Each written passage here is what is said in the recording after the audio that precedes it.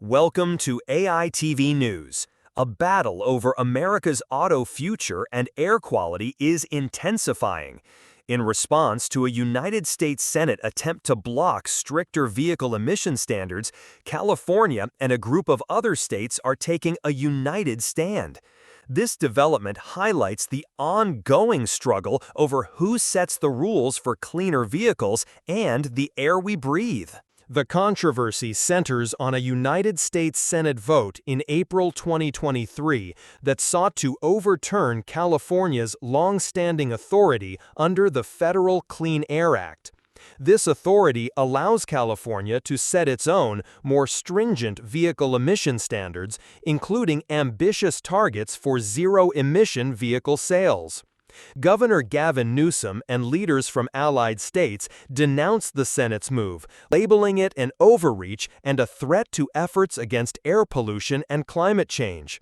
In response, reports emerged of states discussing a coalition to protect existing state-level clean car rules and advocate for making electric vehicles more accessible and affordable nationwide. Understanding this requires a look at the Clean Air Act. For decades, due to its unique and severe air quality issues, California has received waivers from the Environmental Protection Agency, or EPA, to enforce tougher vehicle emission rules than the federal government. Other states can then choose to adopt California standards, and currently, more than a dozen have done so. A cornerstone of California's current rules is the Advanced Clean Cars 2 regulations, which plan to phase out new gasoline car sales, targeting 100% zero-emission new vehicle sales by 2035. The 2023 Senate vote specifically aimed to nullify the EPA's 2022 decision that reaffirmed California's waiver authority for its greenhouse gas emission standards and zero-emission vehicle mandate, an authority that had been challenged by a previous administration. To challenge the EPA's rule, the Senate employed the Congressional Review Act, or CRA.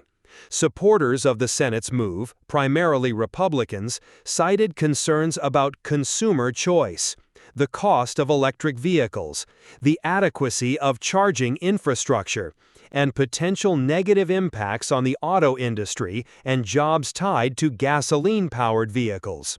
Conversely, opponents, including the White House and many environmental groups, argued that overturning the EPA's decision would weaken efforts to combat climate change, harm public health through poorer air quality, and stifle innovation in the clean energy sector, emphasizing the important role of states in environmental leadership.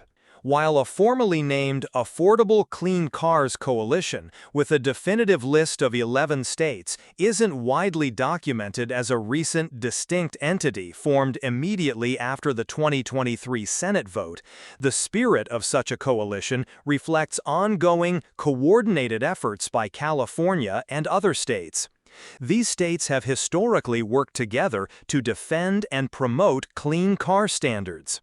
Their collective goals generally include pooling resources, sharing best practices, and aligning legal and policy strategies.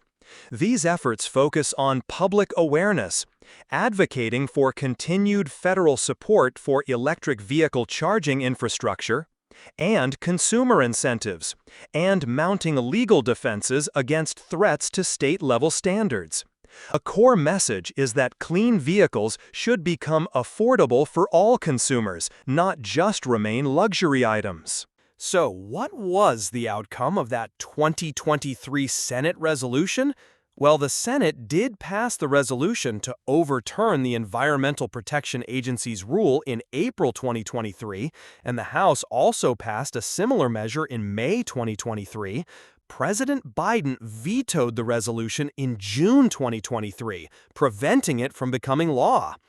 The continued collaboration among states like California and its allies signals a determined front to safeguard existing clean car programs and to champion vehicle electrification against any future federal or legal challenges. This episode underscores the persistent friction between federal and state powers on environmental policy, particularly concerning climate action. For the auto industry, these regulatory tug-of-wars create uncertainty for long-term investment and planning. And for consumers, the ongoing disputes could influence the types, availability, and prices of vehicles in their respective states.